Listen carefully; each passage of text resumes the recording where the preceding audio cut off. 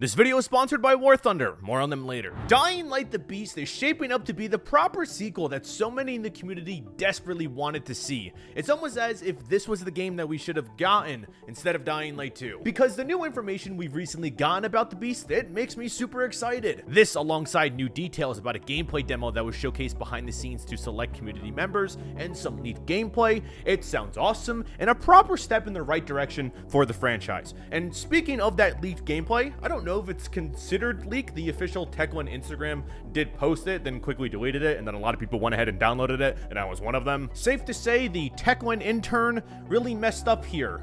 Allegedly. Don't sue me. But more on this gameplay later. I need to increase my watch time and thus my wallet. Now, transitioning and jumping right into some major things, because this video is not only about the Beast but the Dying Light franchise as a whole. And with that, Dying Light 3 was kind of confirmed and hinted at. Let me explain. In an interview about Dying Light the Beast, Tech1 was asked that since the Beast is a separate project with its own story elements and features, why not just go ahead and call it Dying Light 3?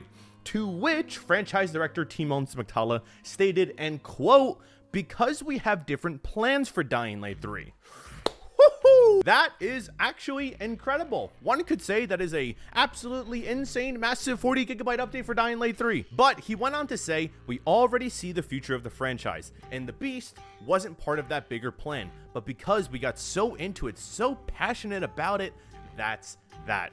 And that right there, my friends, kind of confirms that the Dying Light franchise is not going anywhere anytime soon. It sounds like there are major plans for the franchise to keep growing and evolving. For the first time ever, someone at Techland has acknowledged that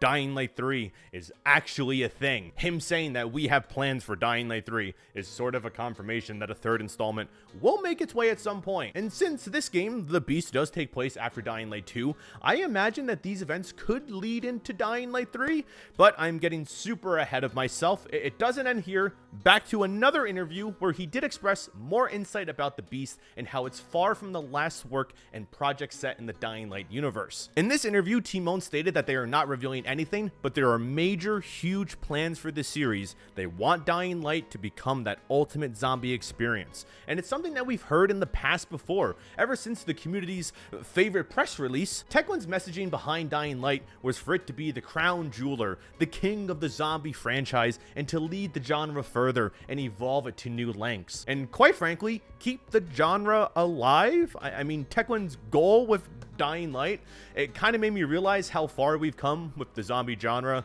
in general. I mean, just look at the games we've gotten in the past few years. What the hell has happened? There's clearly a want and a need for zombie games out there. I mean, look at how many views the Beast trailer has. That is insane. To just think that millions and millions of people watch this and are actually super excited about it. And if all goes well, we do have a Dying Light 3 to help push them further down that path. But what exactly is Tech1's plan with the Beast? So I've obviously done a video that you can watch up there or over there, one of those corners, that kind of give you a brief introduction about the Beast and what it entails. I also shared some insight to it, but over the past few weeks, Tech1 did come out and state some more information about the Beast and what exactly the ambitions are. So to quickly recap, obviously, of course, it's a brand new open world Dying Light adventure, and it will run you about 18 plus hours for the main story, side quests, and other activities that you can do in the game. What's really exciting to me is that Tech1 has promised to have more attention to detail when it comes to this title. And it's quite clear to me that this may be shaping up to be like a passion project and just a love letter to the Dying Light fans, which I'm all for. The new location is called the Castor Woods, which were created completely manually. So every single building, every interior in this game was handcrafted with attention to detail in mind. This is something that Tech1 really wanted to do when it came to this title. They did not want any of the buildings to be repeated. They went into this project to focus on quality over quantity, and that deserves a nice round of applause. While the map may be more dense and compact, they put an overwhelming amount of time into this to ensure expectations are met on this front. And I don't want to sound like I'm being a dead horse, but when it comes to comparing Dying Light 1 versus Dying Light 2, we did an hour-long video diving into this.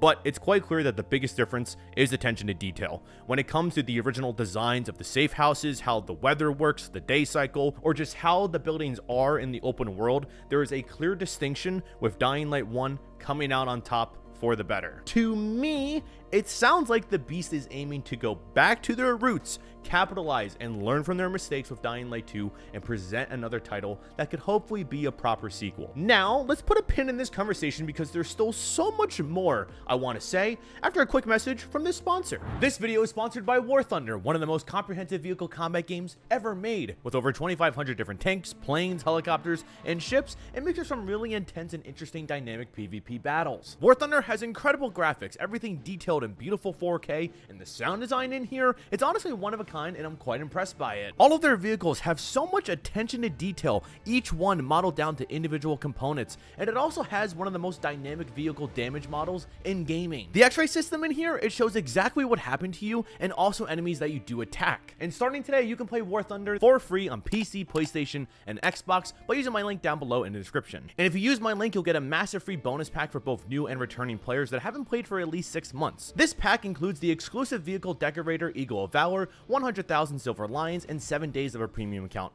all available for a limited time. And with that said, thank you so much to War Thunder for sponsoring this video. Let's get back to it now.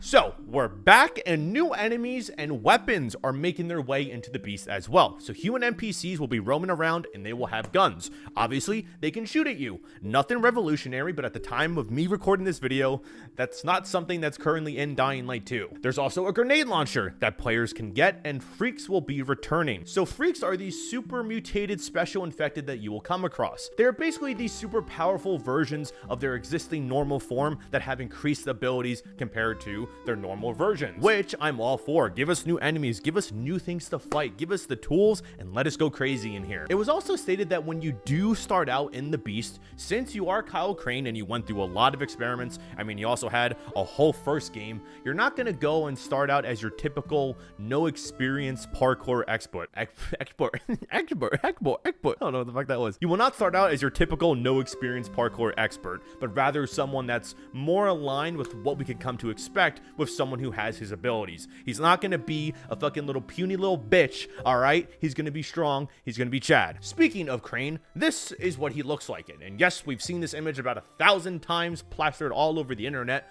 but this is another view of what he looks like from that leaked gameplay that I mentioned earlier, presumably after killing one of those freaks that we mentioned before. And ladies and gentlemen, do you see this cutscene? Do you see what's happening here? They have cutscenes that are not in the first person perspective, which is incredible, and it's something that I loved and praised in the Toga and Fatim quest back then. Good to see they are continuing this type of camera work and cutscene style. It just allows for bigger and more engaging stories to be told, allows more to be conveyed outside of the traditional first-person perspective, which we are so used to in this franchise. This is the type of experiments I want to see when it comes to Dying Light, and fingers crossed they nail it here. But again, not really much was shown in this cutscene, just a better look at our badass Kyle Crane. And you're probably wondering, where is this from? Well, select community members and creators went to Poland to visit Techland and actually watch a gameplay snippet of the Beast in action. This particular clip is something different. They had a little section where they went ahead and recorded audio, and that's what this is. But like I mentioned, they actually went to a nearby cinema to watch a full demo of Dying Light the Beast in action. And all of this information is pulled from fellow community members. All of their channels and socials are linked below. They are vetted. They honestly have no reason to lie, and I wouldn't even be mentioning this if I wasn't confident in their words. I trust them. So to everybody that did go ahead and visit there and information that I'm pulling from, thank you so much for letting me do so. So during this gameplay demo, they get to see Kyle Crane in action, and it all starts out with Crane in a village on a rooftop as the sun is setting. The location is described as giving Haran vibes, but something that is completely different from both Dying Light 1 and Dying Light 2. It gives off vibes that are more aligned with like a country feeling to it. He starts parkouring around the rooftops, and it was noticed that the parkour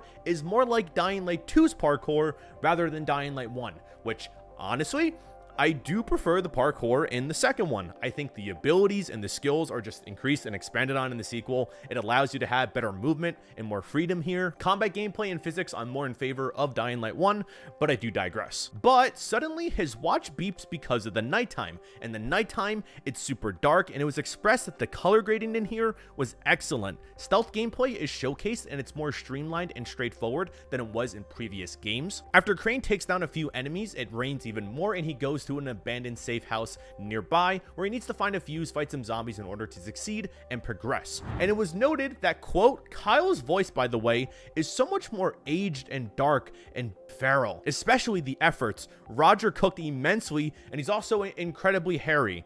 You believe that, Danny? Or Patrick? Which is quite interesting. Not so much the hairy part, but that his voice is a lot more aged and dark. I wonder if we're going to be getting a more cold Kyle Crane. I mean, it wouldn't make sense. He's been experimented on for years and years, and he's on a revenge plot right now, so he's very pissed off. So I can see why it's like that. My only worry is that they deviate too far from what made Crane so special and relatable in the first place. As long as they can keep that same identity from Dying Light 1 into the Beast, I'm all for it. But if this is kind of like cringy fan service and they're just bringing back a character for the sake of bringing back a character, we're gonna have some issues. But eventually, Crane completes his goal, he activates the safe house, and he goes to sleep.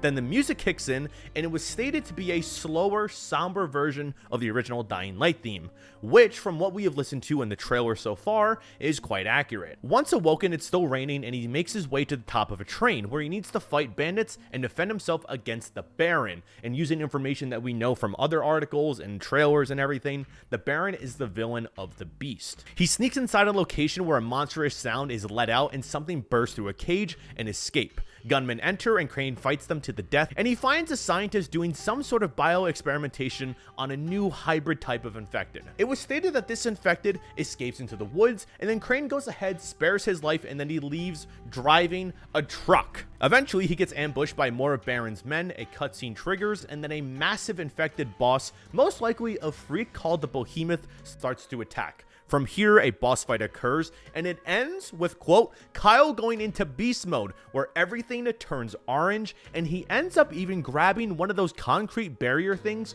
and throwing it at the Behemoth. He ends up doing a finisher, which consists of him literally climbing on top of it and tearing its head off with its bare hands, all while snarling like a wild animal. The headless infected falls, Crane returns to normal, and then there's a third-person cutscene, and we see Crane in all of his glory. The gameplay demo does end with him standing over the body. He gets a call, and it ends after he takes a sample from the infected.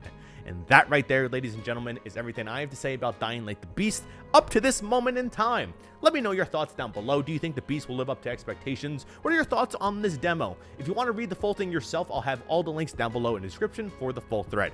If you did enjoy, please leave a like, also subscribe, and I'll see you later. Peace! Once again, thank you so much to War Thunder for sponsoring this video. Download it right now for free on PC, PlayStation, and Xbox by using my link down below. Those of you who haven't played War Thunder yet or are returning after a break of at least 6 months will receive a massive bonus pack including premium vehicles, 100,000 silver lions, and 7 days of a premium account. Thank you so much to War Thunder for sponsoring this video. I'll see you guys next time.